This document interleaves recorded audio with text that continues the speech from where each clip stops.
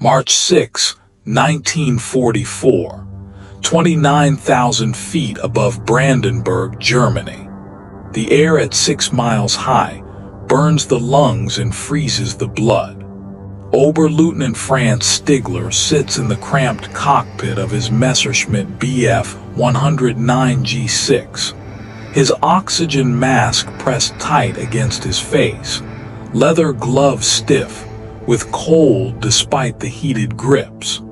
Below him, the patchwork farmland of eastern Germany spreads like a rumpled quilt, brown and gray under March clouds. He has been flying combat missions for 3 years, since the campaigns over France, through the hell of the Eastern Front, now defending the Reich itself. He knows the rhythms of air combat the way a pianist knows scales. The scanning pattern, check 6 o'clock, check above, scan the sun. The feel of the stick, the shudder of the wings when you push past the edge of a stall. The sound of your own breathing, amplified and hollow inside the mask. But today something is different. His radio crackles with voices tight with panic. Achtung, Amerikanisch Jäger, they are not turning back. Another voice, younger, breaking. They are still with us. Over Leipzig. They are still here. Stigler banks hard, looking west toward the bomber streams he has just attacked. Through the haze, he sees them, formations of B-17s and B-24s stretching back toward the horizon like a river of aluminum and steel. And around them, above them, below them, swarming like angry hornets are the fighters. Not the blunt-nosed thunderbolts that usually turn back at the German border. Something else. Something sleeker, faster. Something with a distinctive profile.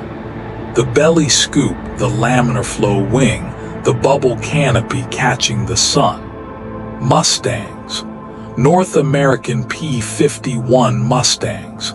And they are 300 miles deep into German airspace.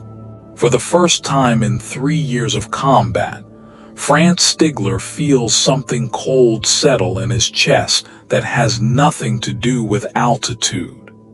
It is the feeling of the hunter realizing he has become the prey. The feeling of understanding in one crystalline moment that the rules of engagement have changed forever. That the sanctuary that has always existed, the knowledge that enemy fighters had to turn back, that home was a refuge beyond their reach, has been shattered. The Mustangs have followed them home, and nothing will ever be the same.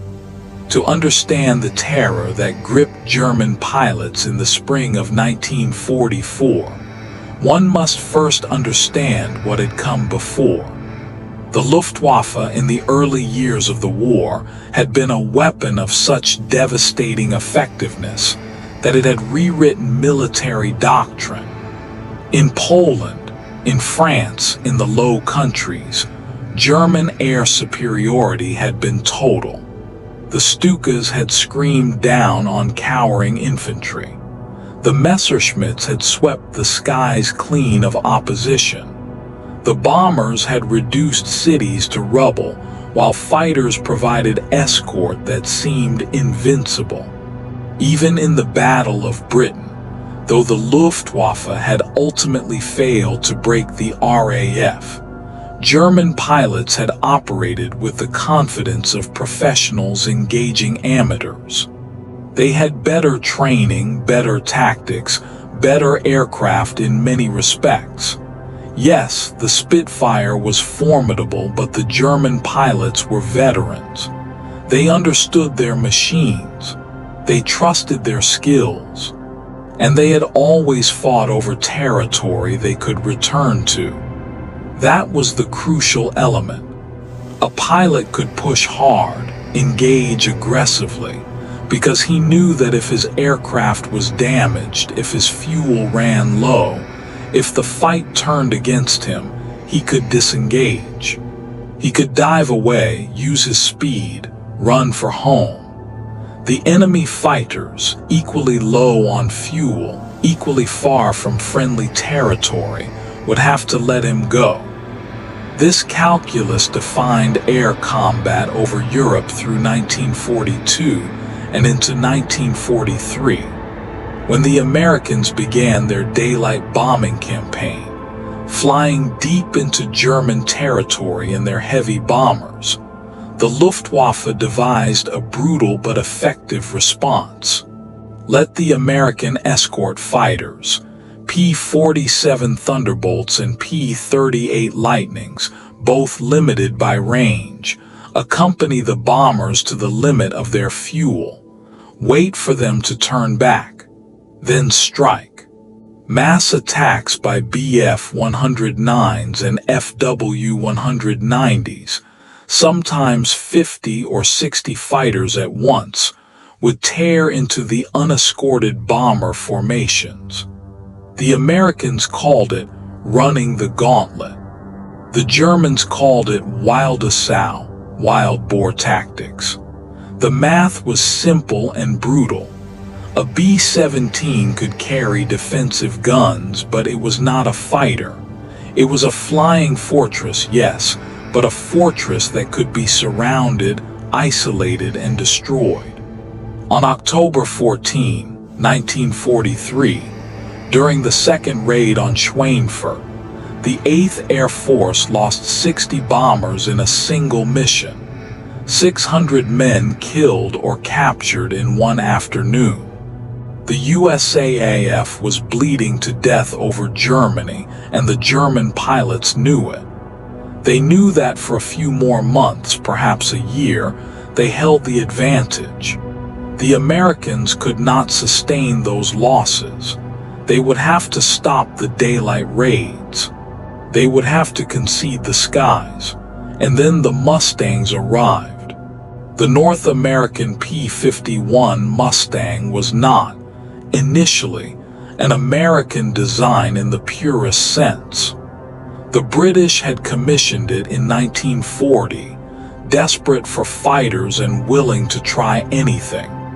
North American Aviation had designed and built the prototype in an astonishing 117 days, a timeline that reflected both American industrial capacity and the urgency of Britain's need.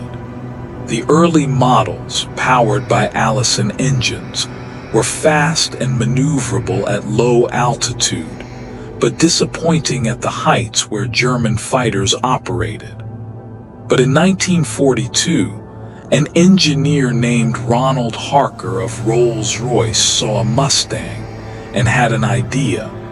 What if you replaced the Allison engine with a Rolls-Royce Merlin, the same engine that powered the Spitfire?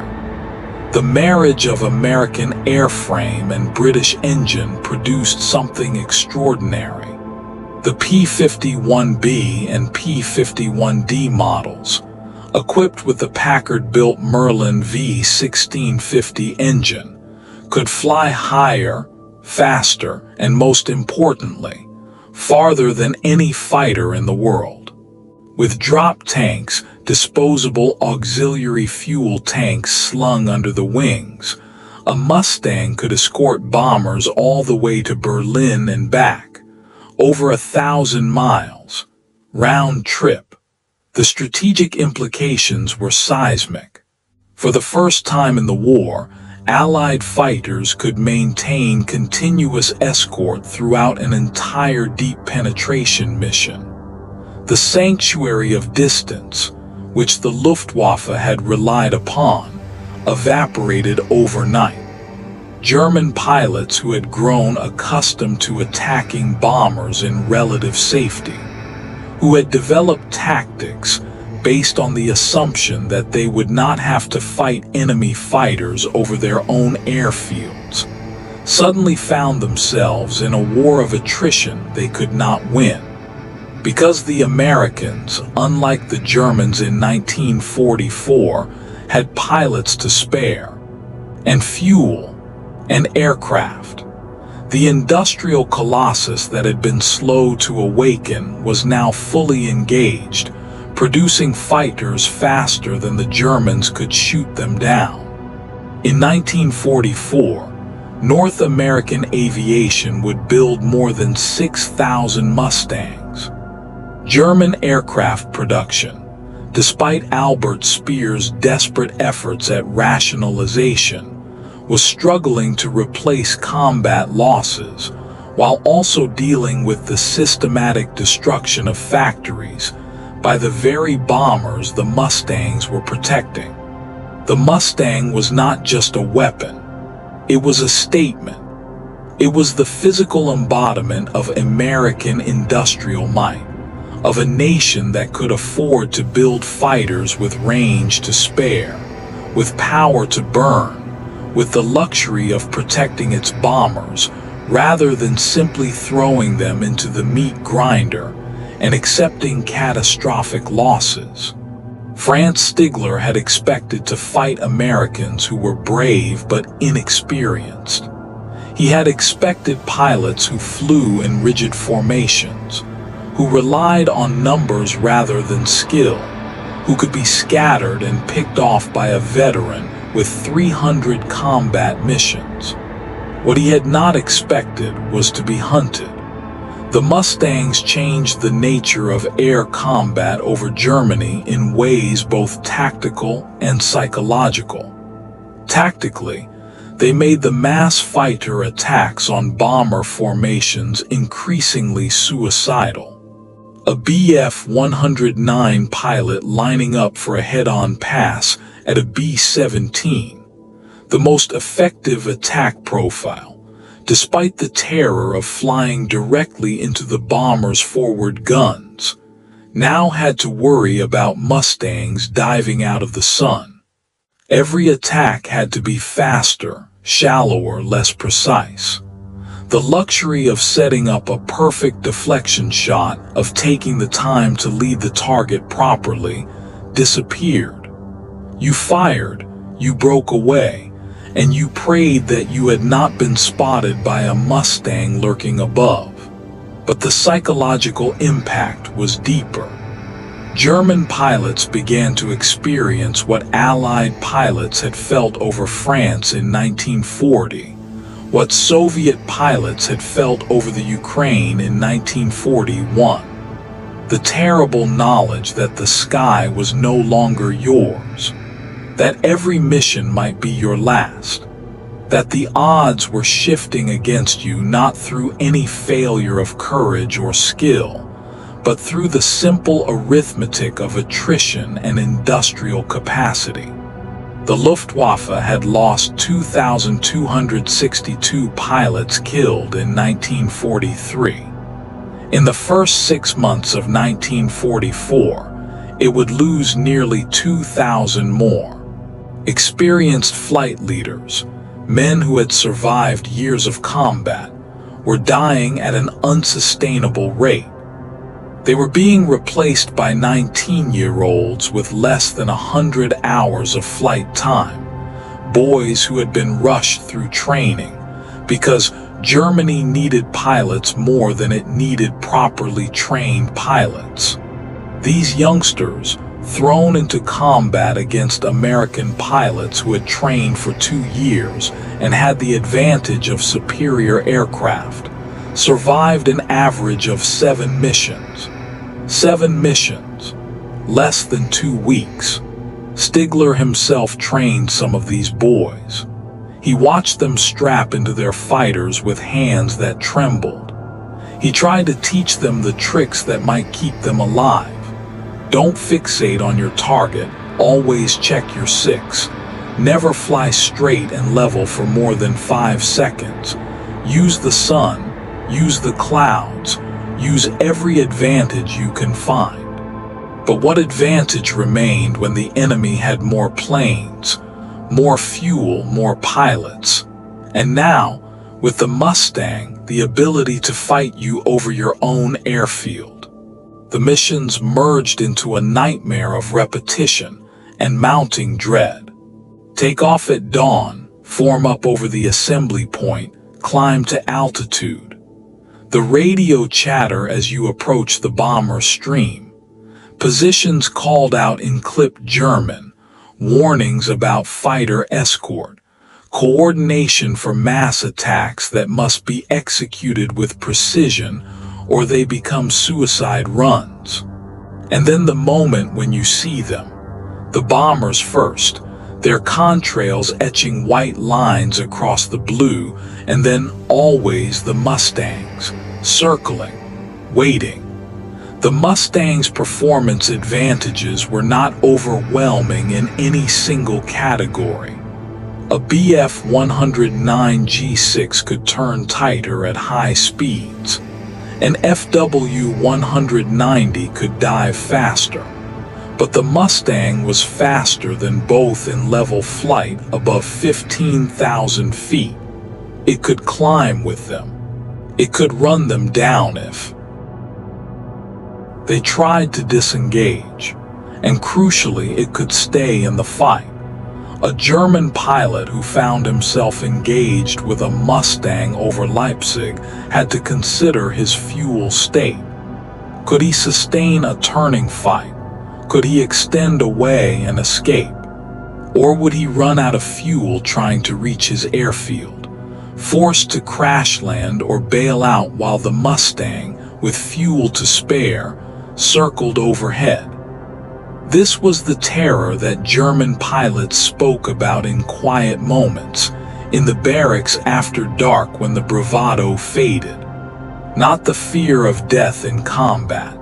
They had made peace with that long ago, but the fear of helplessness, of being pursued to the point of fuel exhaustion, of watching your fuel gauge drop towards zero while the enemy stayed on your tail, patient and implacable, of knowing that even if you survived this mission, you would have to fly again tomorrow, and the next day, and the day after that, until eventually the mathematics of attrition caught up with you. Flight Lieutenant Heinz Nock, a decorated Luftwaffe pilot, wrote in his diary in April 1944, "The American Mustangs are now escorting the bombers all the way to the target and back. We can no longer attack the bombers without fighting our way through the fighters first. And if we are damaged in the fight with the Mustangs, we cannot disengage. They follow us down. They follow us home. There is no sanctuary anymore. We are being hunted in our own skies." The symbolic weight of the Mustang went beyond its tactical capabilities. It represented something that cut to the heart of German ideology about the war.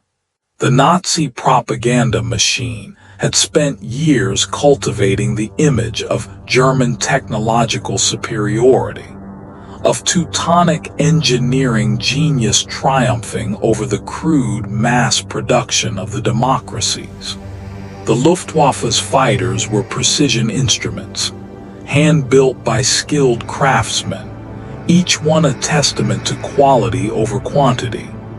And here was the Mustang, mass-produced in vast numbers by semi-skilled workers in American factories that ran 3 shifts around the clock, built with standardized parts that could be replaced in the field, designed not as an individual work of art, but as an industrial product optimized for performance and manufacturability. It was everything the Nazi ideology claimed to despise: democratic, egalitarian, focused on practical results rather than aesthetic perfection. Yet it dominated the skies. It outperformed the carefully crafted German fighters. It could be lost and replaced within days, while German pilots waited weeks for replacement aircraft. The cognitive dissonance was crushing for pilots who had been raised on propaganda about German superiority. How could the Americans, portrayed as soft and materialistic and incapable of martial virtue, build a better fighter, How could a democracy, supposedly weak and divided, mobilize industrial capacity that dwarfed the Reich's output?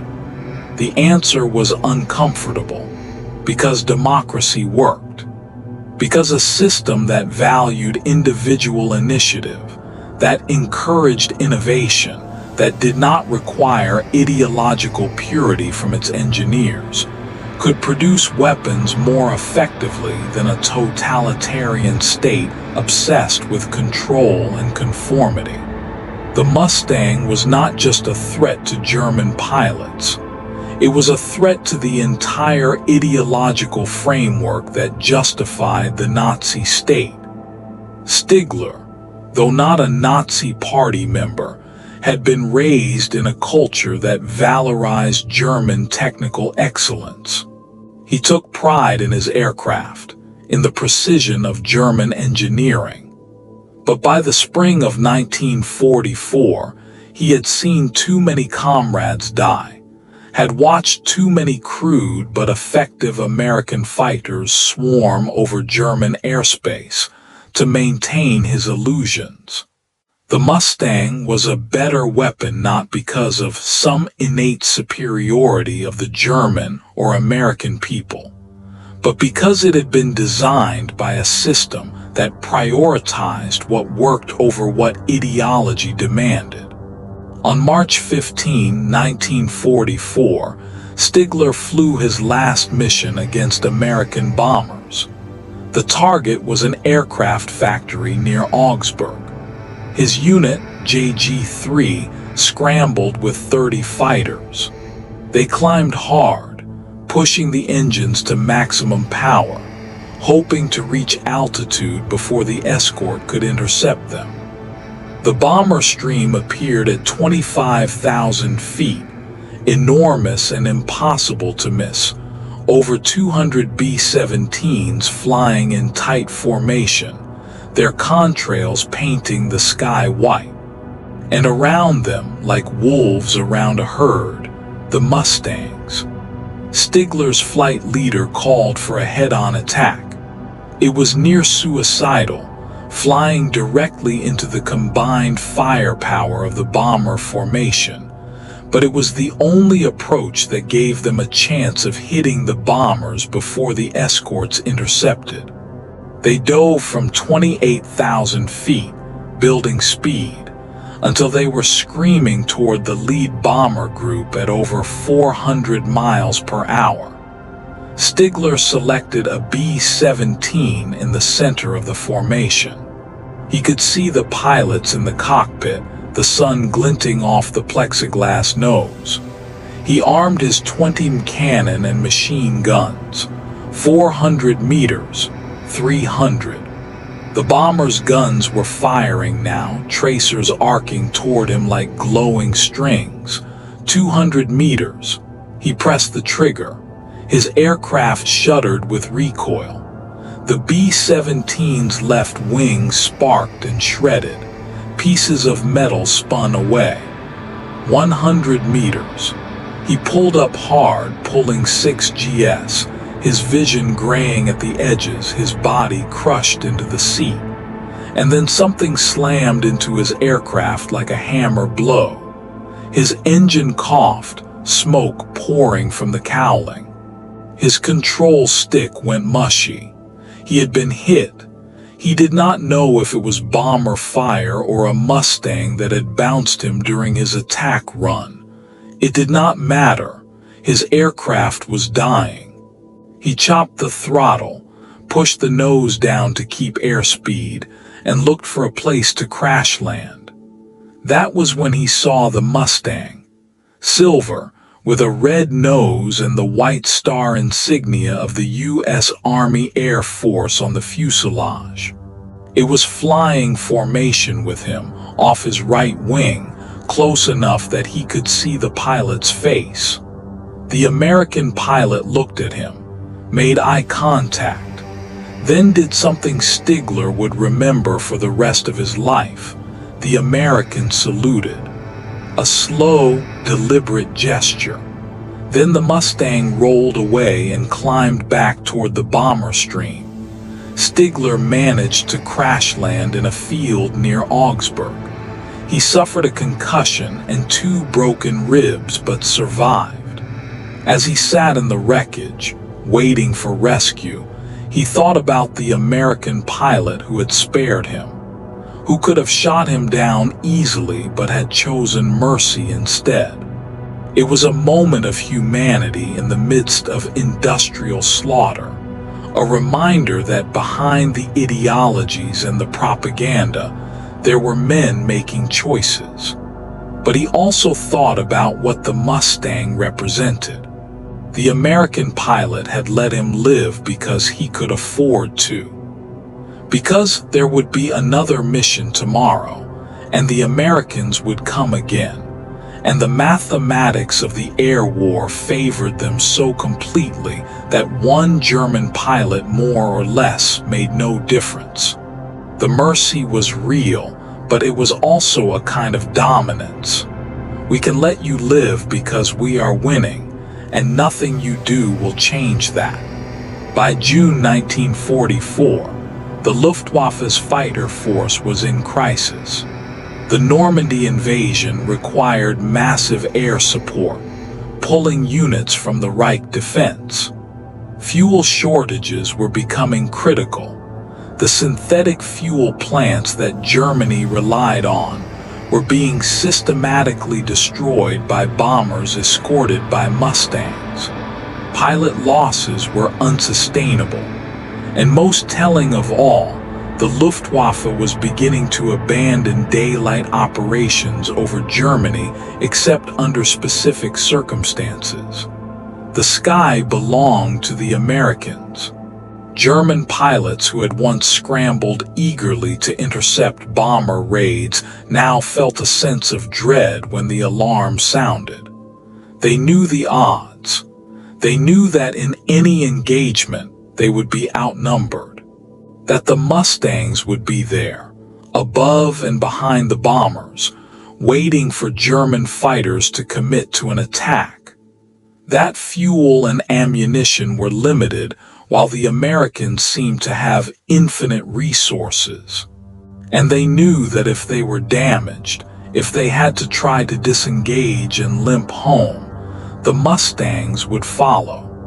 The stories circulated of pilots who had been chased all the way back to their airfields, who had landed with Mustangs strafing them on the runway, who had bilayed out and watched helplessly as American fighters circled overhead, ensuring they could not escape. The psychological impact was devastating. Home was supposed to be sanctuary. Your airfield was supposed to be safe. But the Mustangs violated that boundary. They came in low, strafed parked aircraft, shot up fuel trucks, turned German airfields into free-fire zones. This was total war in its purest form, not the glorious, clean combat of knights dueling in the sky, but a grinding campaign of attrition where the side with more resources systematically destroyed the side with fewer. The Luftwaffe pilots were still brave, still skilled, still capable of tactical victories. But they were fighting a war that could not be won through bravery or skill. They were fighting American industrial capacity, and American industrial capacity was bottomless. The irony was not lost on the more reflective German pilots. They had done this to others. Over Poland, over France, over Britain, over Russia, the Luftwaffe had pursued enemies to destruction, had strafed airfields, had hunted damaged aircraft until they crashed. They had shown no mercy because they had believed in their cause, in their superiority, in their right to dominate. And now the same tactics were being used against them, with even greater effect because the Americans had more of everything. More fighters, more fuel, more pilots. Stigler, recovering from his injuries, was assigned to training duties for the remainder of the war. He taught young pilots who looked at him with desperate hope, waiting for him to reveal some secret that would keep them alive. But there was no secret. You learned to fly well, you learned to fight smart, and then you went up and you did your best and you hoped that luck was with you. Some of his students survived. Most did not. He watched the newsreels that showed confident predictions of German victory, of wonder weapons that would turn the tide, of the inevitable triumph of the Reich. And he thought about the Mustang pilot who had spared his life, about what that moment of mercy revealed, not weakness, but the confidence of a side that knew it was winning, that could afford to be generous because the outcome was no longer in doubt. The Mustang had become a symbol of everything the Reich had underestimated about America: the industrial capacity, the technological innovation, the ability to mobilize resources on a continental scale. But more than that, it symbolized something ideological. It was a weapon produced by a democracy, designed by engineers who were free to innovate without ideological constraint, built by workers who were paid fair wages and went home at night to their own houses. It was not the product of slave labor or coerced genius. It was what free people could build when they chose to mobilize. And that terrified the German pilots more than the Mustang's performance specifications, because it meant that everything they had been told about the superiority of authoritarian systems, about the weakness of democracy, about the inevitable triumph of will over material, all of it was a lie. The Mustangs proved the lie every time they appeared over Germany. Every time they escorted bombers to Berlin, every time they followed damaged German fighters all the way home and shot them down on their own airfields. By April 1945, the Luftwaffe was finished as a fighting force. There were still individual pilots flying missions, still pockets of resistance, but organized air defense had collapsed. German cities burned unopposed. The bombers came in daylight and faced minimal opposition. And the Mustangs, now painted in increasingly elaborate nose art and unit markings, flew as much for morale and show as for combat necessity. They had already won. Stigler survived the war. He emigrated to Canada in the 1950s, became an engineer, and never flew combat again. He did not speak much about his experiences, but in his old age, he wrote about the day the Mustang pilot spared him. He tried to find the American to thank him, to understand why he had been shown mercy. Eventually, after decades of searching, he succeeded. The pilot's name was Charles Brown, and they met in 1990, two old men who had once tried to kill each other in the skies over Germany. They became friends. They spoke at veterans' gatherings, telling the story of that moment when humanity had broken through the machinery of war. But Stigler also spoke about what the Mustang had represented. He told audiences that the Mustang had been more than a weapon. It had been a message. It had said, "We can build this, we can fly this all the way to your home and back, and there is nothing you can do to stop us. Not because we are better people, but because we have organized our society in a way that unleashes innovation and productivity, rather than strangling it with ideology." The Mustang, in his view, had been the weapon that proved democracy could fight and win a total war. That free people, when threatened, could mobilize just as effectively as totalitarian states, more effectively, in fact, because they did not waste energy enforcing conformity or silencing dissent. The engineers who designed the Mustang had been free to argue, to experiment, to fail and try again. The workers who built it had been motivated by fair wages and the knowledge that they were defending a way of life worth preserving. The pilots who flew it had been volunteers, trained thoroughly because their lives were valued, sent into combat with the best equipment American industry could provide. The terror that German pilots felt when Mustangs followed them home was not just the fear of death. Death had always been present in aerial combat. It was the fear of obsolescence, of realizing that the system you served, the ideology you had believed in, the promises you had been made, all of it was inadequate in the face of a different way of organizing human effort. The Nazis had promised that strength of will would triumph over material weakness, that ideological purity would compensate for industrial disadvantage. The Mustang proved them wrong every single day from March 1944 until the war's end. The psychological impact extended beyond individual pilots. The entire German population, watching contrails etch the sky in daylight, knowing that American bombers and fighters flew unopposed overhead, had to confront the failure of their government's promises. The cities burned. The factories were destroyed. The transportation networks collapsed. And through it all, the Mustangs circled, silver and untouchable, a daily reminder that the Reich was losing and there was nothing that could stop it. In the final analysis, the Mustang did not win the war alone.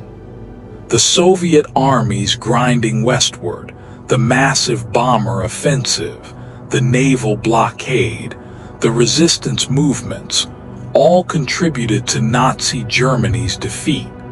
But the Mustang won the air war over Europe, and in doing so, it enabled everything else. It allowed the bombers to destroy German industry. It allowed reconnaissance aircraft to photograph targets. It eventually allowed ground attack missions that devastated German armor and transportation. And it did all of this while demonstrating that American industrial democracy could outproduce, out-innovate, and outlast a totalitarian regime that had once seemed invincible.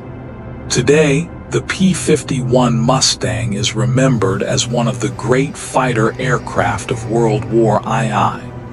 It is celebrated in museums, flown at air shows, restored by enthusiasts who pour fortunes into keeping them flying. Its performance specifications are debated by historians. Its combat record is analyzed in tactical studies. It has become an icon of American military aviation, a symbol of the greatest generation and the war they won. But for the German pilots who faced it in combat, it was something more immediate and more terrible. It was the weapon that hunted them in their own skies, that followed them home, that took away the sanctuary of distance and turned every mission into a desperate gamble against impossible odds. It was the physical manifestation of their defeat, arriving each morning with geometric precision, escorting the bombers that were dismantling the Reich piece by piece.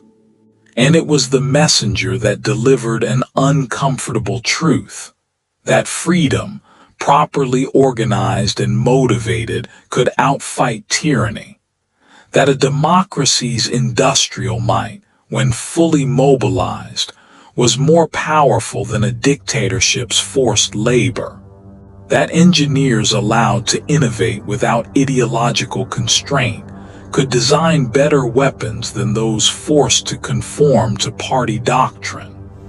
That's soldiers fighting for a cause they believed in, supported by a society that valued their lives, were more effective than those driven by fear and propaganda.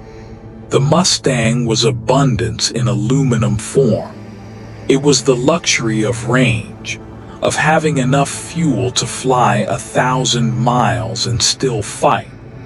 It was the confidence of replacements, knowing that if you lost an aircraft, another would be delivered within days.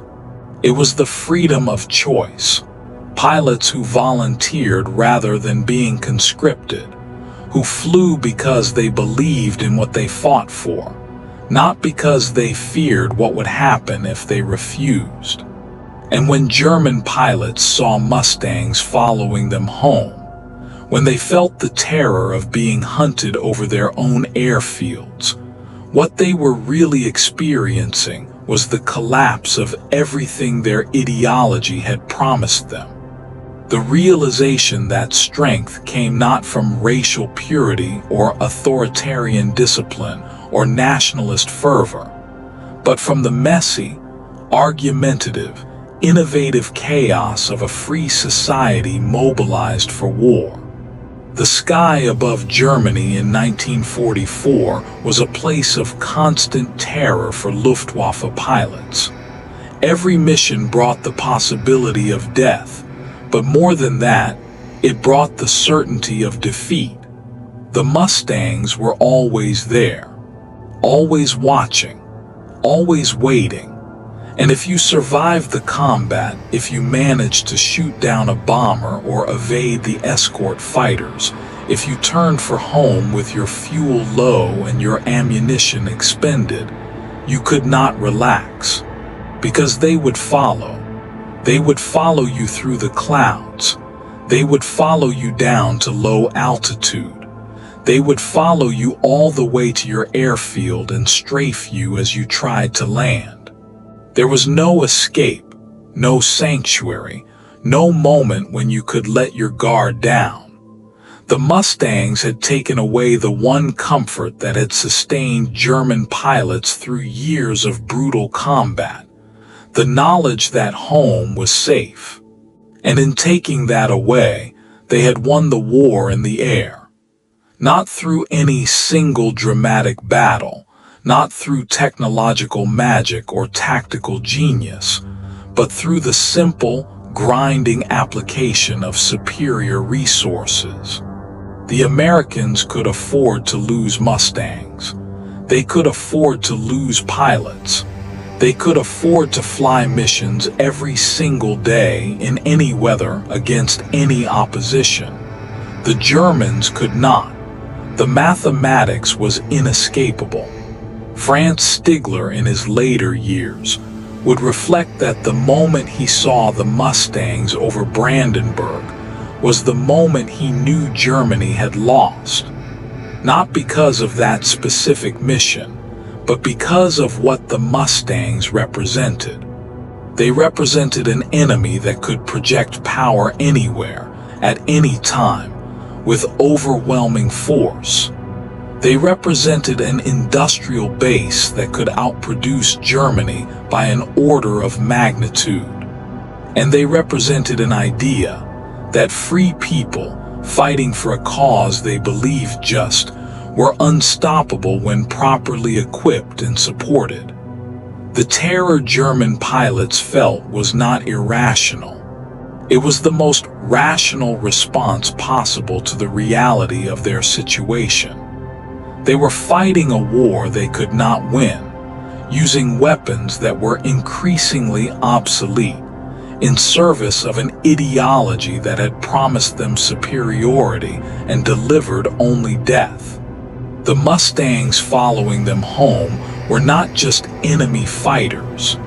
They were the proof of everything their government had lied to them about. And when the war finally ended, when the survivors emerged from the rubble of the Reich, they carried that knowledge with them. Some rejected it, clinging to myths of betrayal and stab in the back. But others, like Stigler, accepted the uncomfortable truth that they had been on the wrong side of history, serving an evil cause, and that their defeat had been inevitable from the moment America entered the war and mobilized its industrial might. The Mustang was the instrument of that inevitability. Silver and sleek and impossible to escape, it had hunted them until there was nowhere left to run. It had followed them home, not out of cruelty, but out of the simple logic of total war. You eliminate the enemy's ability to resist, you destroy his will to fight, you prove beyond any doubt that continuing the struggle is futile. And in the end, the Mustang succeeded. The Luftwaffe was destroyed. The Reich collapsed. The pilots who survived went home to a country that no longer existed, to cities that were ashes, to a future that had to be rebuilt from ruins. They had been hunted in their own skies by a weapon that represented everything their ideology had told them was impossible. And in being hunted, they had learned the hardest lesson of all, that freedom, abundance, and democracy were not weaknesses.